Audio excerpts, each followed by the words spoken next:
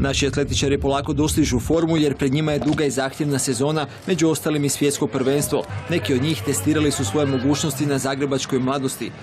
Stipe Žunić, koji je nedavno u Splitu srušio 12 godina star hrvatski rekord bacivši kuglu 21 metar i 45 cm, danas ga hicem 21-27 nije uspio poboljšati, no na kraju je slavio ispred Nedžada Mulabegovića koji je kuglu bacio 19-42, a hrvatski rekorder Ivan Horvat rezultatom 5-50 slavio u skoku s motkom. Ja sam prezadovoljan s rezultatom, ali u suštini kad sam tu dolazio nije bio rezultat u glavi, prerano je.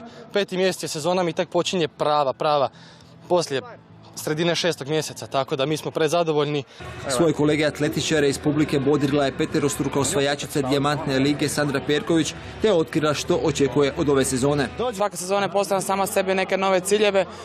Naravno, nakon osvajanja olimpijskog zlata, to je potvrda i obrana olimpijskog zlata, nekako je ova sezona lakša, to je mogu reći da je psihički lakša, fizički nije nimalo lakša, promijenili smo neke stvari i želimo baciti disk još dalje i pomaknuti taj hrvatski rekord